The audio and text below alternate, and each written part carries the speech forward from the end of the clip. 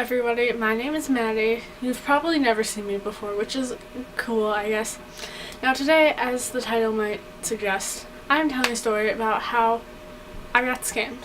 Now I assure you this wasn't the first time me or my family members have gotten scammed before, and it also wasn't the last. That stuff happens quite a lot, for some reason. But this one in particular was about my computer, which happened a little over a year or two ago, I want to say. So now, the story starts where I'm in bed. I'm about to wake up for the morning. It's like around 5 or something, 5, 6 maybe. My dad gets called on the phone, and he's like talking on, and he's really loud so I can like hear him even though I'm trying to sleep. Yeah. So he's talking on the phone, and the guy's like, oh hey, like, we are Microsoft, and we heard that your computer is like terrible and it's like riddled with diseases of the computer sort, and you need our help. And my dad was talking to him, and at first he was like confused and he thought that it wasn't real as you would think, but as he started talking to the guy, it turned out that it was like he started to believe him. Now me from the beginning, I was like, don't pay attention to him. But obviously my dad was like, oh, this sounds pretty serious, sounds pretty legit. So at this time the computer was in my room, this room right here, obviously. Get on it, like we had to go to my room and all that kind of stuff. So I think this was on a weekend, so I think that like we didn't have to wait, and like when I woke up, yeah. So he comes in my room, he sits down, he logs into the computer, and he gets on there and he's like talking to the man on the phone, And so then I still was obviously confused, and I was like, Dad, don't do this, don't trust him. But he kept doing that. So anywho, there's this one thing on computers that's like, it's like a red circle, and it's like an exclamation point or whatever. And the man told my dad to go on there and like type in some stuff or whatever. And like at this point I was like, okay, no, stop, this is silly, this is terrible, like, this is not good. So I looked it up, and it turned out that those like red circle-y explanation point thingies are normal, and you're supposed to have them on there even if they're technically issues like the computer says. It's still a general thing that's supposed to be there. And so once I did that, I like walked back into my room and I was like, Dad, no, like, look at this, like, I have proof that this is not good and this scammer will scam you. So he started to agree with me. He was still on the phone with the guy at this point. He was like, I'm not sure if I trust you, buddy, like, blah, blah, blah. I'm like, yes, finally you're listening to me, oh my god. Once he did that, like, he went and he like hung up and he like stopped talking to the guy. But at this point, the man was able to move the mouse on our own desktop computer. Like, he was able to manually, from wherever the heck he was, to like get the mouse and click on things and to open things and to do just basically whatever. Like, he could have deleted everything in the span of a second if he wanted to, which is really, really scary to think about, how we let somebody like do that by just like blindly following their directions and stuff. Which is another thing to look for in telemarketers, to like not pay attention to them and like check your facts, because after that we like got the computer. And so my dad left and I sat down in the chair, and at this point I'm pretty sure the guy was still like able to move his mouse on there. I opened up Google and I typed in, hey, like, how does it feel to like, lose, like, you're something to that effect of like, hey, like, our computer is broken, right? Like, just to like be like, oh hey, like, you lost, that kind of thing. So I typed that in, then we logged out and stuff, and we took it over to Best Buy. And the Best Buy people said, Microsoft never calls you. Microsoft never calls you. Don't listen to them. And at this point I was like, well, duh, of course, we went through all of this. This was happening over a span of like, I don't know, 3 hours? Like, because my dad had to like type in everything, and like, oh my gosh, it was so bad. So yeah, Microsoft never calls you. Do not pay attention to that. Like, again, the same thing with credit cards. I know one of my teachers lately said that she had something happen to her with like, they got into her credit card account or whatever, and like managed to like get money out, so her account was like compromised because of that. And so yeah, just, I think the moral of this story is pay attention to who calls you, and know that most of the times you have to call them. Like, they don't just somehow like know there's an issue with your computer. Like, that's not how they work, and that kind of thing. So yes. So this one is particularly about the house that I'm living in right now, and how the owners completely scammed us over like so many different things. So I moved in here about 3 or 4 years ago. And before then, I lived in a kind of borderline bad neighborhood, and I mean, the people on my road were really nice and everything, but like, in general, like, it wasn't very nice and stuff, so me and my mom wanted to move. And so at that point, we were like driving around and we found this house, and I was with my cousin at the time, so we walked in and it was like an open house, and Lee was like, oh hey, like, what's going on? Like, are you guys sisters? She said to me and my much darker haired, lighter complexion cousin, which was kind of funny and stuff. I don't even exactly know if like the people that sold us the house knew about all the scamming or not. I'm assuming they didn't, although I have no way of knowing. So everything like got together and we eventually bought the house. Now, one of our main issues that was like really bad is that we did not have the house inspected by our people. The other people who had the house, they said that they had it inspected, but no. So eventually we bought the house, and like immediately once we start moving in and getting our stuff together, we realized there is a hole in the wall. A hole in the wall that we did not see before. Now, this isn't like a big issue, but it's like tipped us off to like everything else, and then once I tell you about that, you're just like, okay, all of that and there's a hole in the wall. Like, they couldn't even like, but so yeah. It's weird because of how the hole was. It's like we have our bathroom and then we have our kitchen, and they're like back to back, so that wall, there's like a hole there which was hidden behind the oven. Like, you could like see through it, and it was like no. That was like the first thing that I was like, oh, I don't like this. But another big thing that was really bad is like the electrical was completely terrible. Like, I know once we were like looking over the house and stuff and we went downstairs, there was like the little closet behind the stairs, Harry Potter, yeah. So, but there's this light on there, and if you flicked it up, it would be on. And if you flicked it down, it would still be on. And you had to like balance it in the middle to make it turn off, which was really hard to do. And like, that was the really only thing the guy like said was wrong with it when he showed us the house. But the entire like electrical system was like really hazardous and terrible, so, which we found out later, and we had to get that rewired. And then, so that was like the second thing that was kind of like, oh, like, this house is not what we thought it was.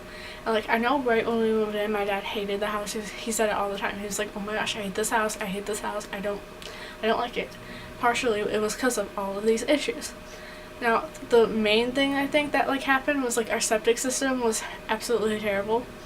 And like, I don't know how to explain it, but basically it wasn't like a normal septic system or whatever. Like, it just drained out into like our backyard area. Except that thing was like all clogged and like terrible and like absolutely broken.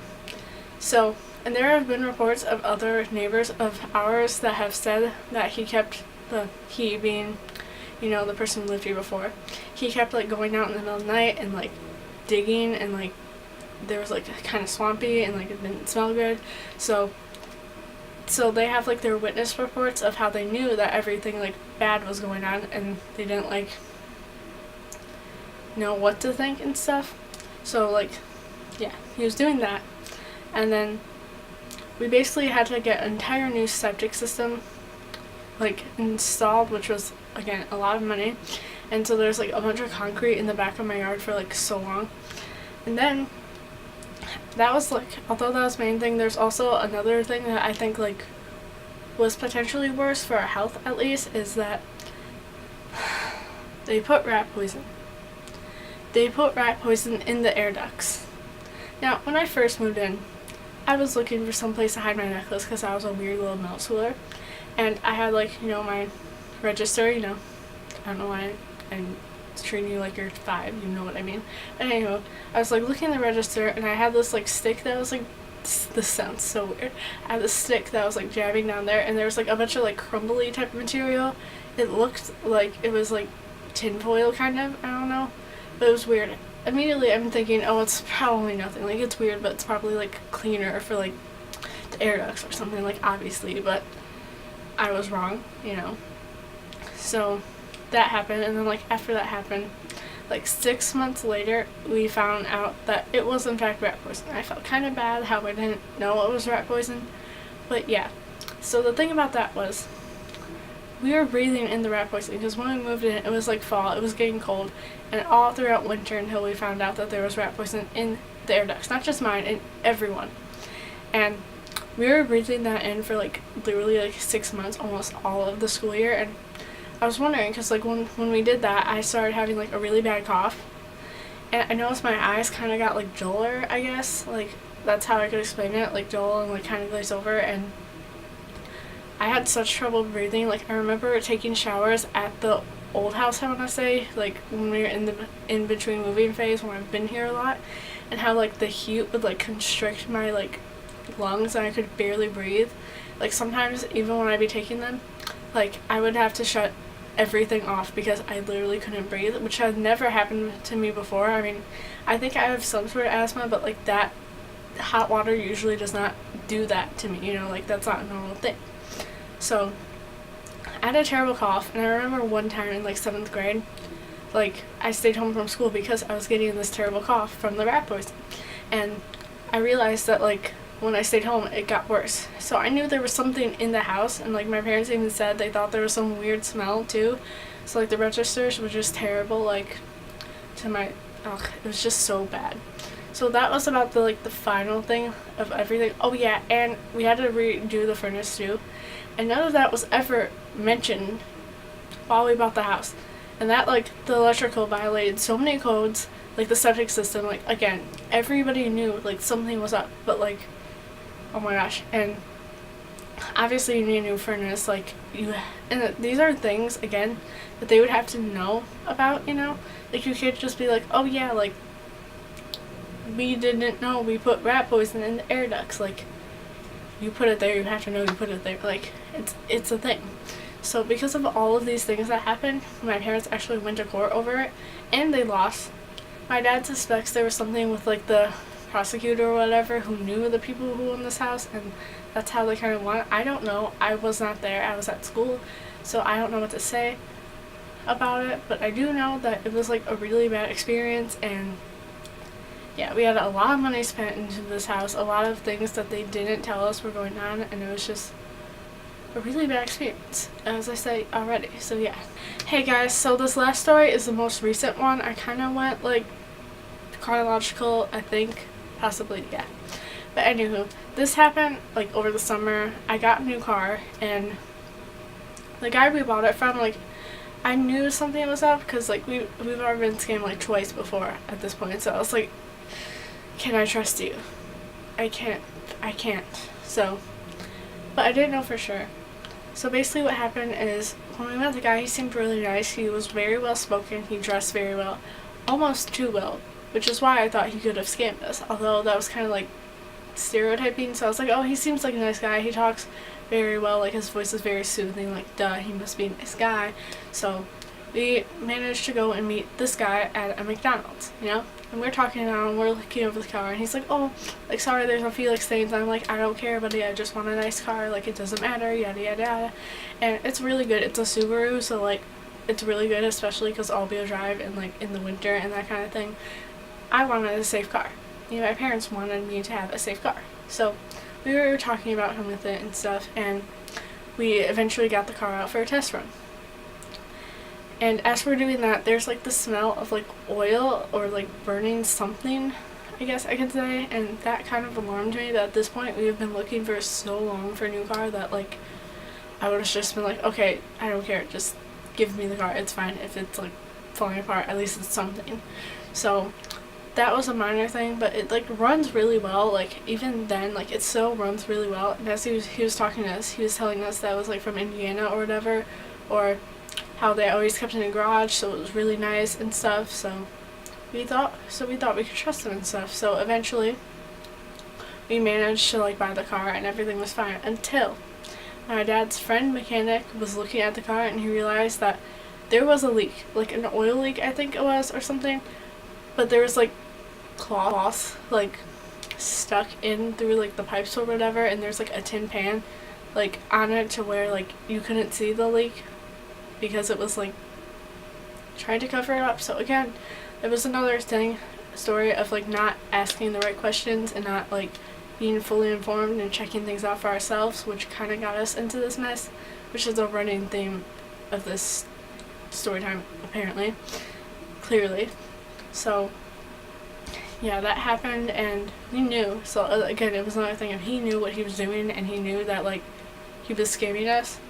And while it wasn't a terribly like fatal thing, like to where the car couldn't run without it, it was still definitely an issue of dishonesty, and that's not nice, obviously. So, and it's funny because like when we went to go buy the car from him, he was saying, "Oh, I want to go to McDonald's to do this because my wife doesn't want people coming to your house and seeing us and stuff," which I also found a little odd, but also understandable now thinking back, since he like did the whole thing with the pan under to hide the leak. He probably did that so that if we were like calling him out on it, we wouldn't be able to go to his house or call him or anything.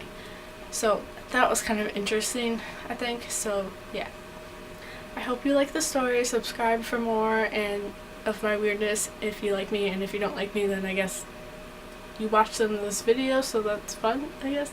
So yeah, bye.